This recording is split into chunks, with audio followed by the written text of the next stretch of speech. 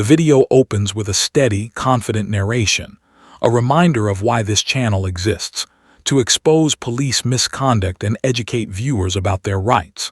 The tone is calm but firm, warning the audience of how often those rights are trampled when dealing with public officials. As the narrator speaks, there's a sense of anticipation building. This isn't just another clip, it's another case study in accountability. And as the intro closes, the camera cuts to the moment everything begins, an officer approaching the auditor.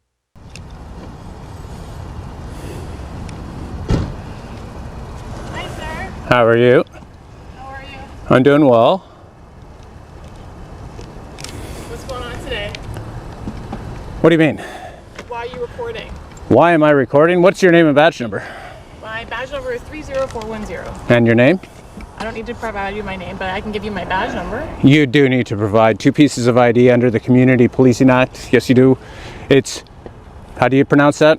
Doirin? Yeah. So how come you're here recording today, sir? So do you know why you have that on your chest, right? Sir? Do you know why you have that on your chest? Just to be very straightforward with you, do you know why you wear your name and your badge number? Because you have to identify to people. What if I can't read? I don't have my badge number on me, sir. I just have my Where is it? right? It's written on you somewhere, isn't it? No, I only have my name on. Okay. So what seems to be the issue? I need to know what you're recording here today. We had a call for service that you were recording outside our headquarters, so that's just why I'm asking. So who called for service? Was it one of the officers hanging out in the parking lot? I don't know who called, but either way, I need to get an understanding as to why you're here.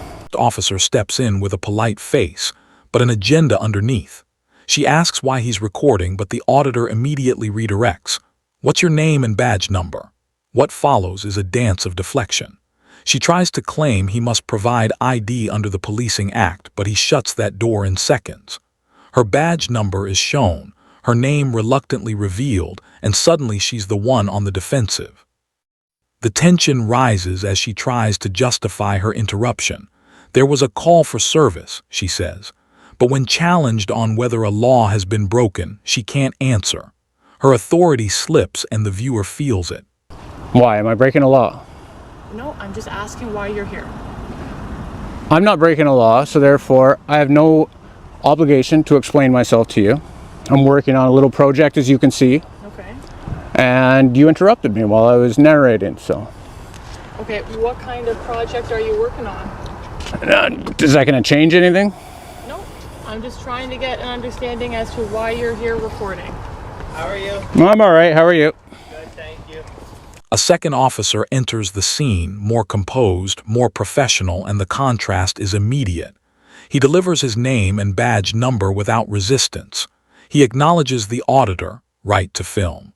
The energy cools instantly, but the auditor makes it clear he was minding his business until they stepped in. The officers explain that they have to respond because sometimes people come to the station to hurt them, a claim he rejects outright, calling it the standard fear tactic officers use to justify intrusions. The back and forth is tense but controlled, and with every sentence, the narrative becomes clearer. The first officer overstepped, and the second is trying to soften the fallout.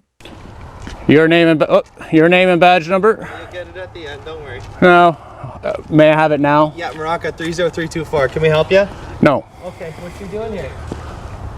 Exactly what it appears I'm doing here. Okay, you're just videotaping the station? Working on some. I was actually going to go in, but you're closed on the holidays. We are. Okay, you're free to do that. Nobody's gonna bother you, okay? That's good. Okay, thank you. And you don't need to know why? I don't really know. Seems like that's something you want us to ask, but I'm not gonna ask No. that. You know what? I was perfectly fine doing my story alone until I was interrupted. So That's okay. We have to, unfortunately, the manner of our job, we have to respond to people on our premises because sometimes people do come here to hurt us. So we just need to, we like to know what's going why on. don't you give me an example of that? I'm not going to. That's not my Yeah? business to tell you. That's okay, okay? Yeah, you know what? That doesn't happen. You guys always say that the people come to your police station to hurt you, That's and okay. nobody's here to hurt Trying you. to get a reaction out of us, and that's not going to happen right now. Nobody's trying. We're going to go on our way, and you can continue doing what you're doing, okay? That is Take care awesome. and have a good day. Stop feeding me the horse shit about people are here to hurt you. Take care and have a good day. And you, ma'am, next time, Doirin, identify yourself, would you please? You have a great day. With nothing left to hold him, the officers decide to disengage. They retreat, insisting they just needed to check things out. But the auditor isn't finished. He calls out the false narratives, the fear-based excuses, and the first officer's refusal to identify properly.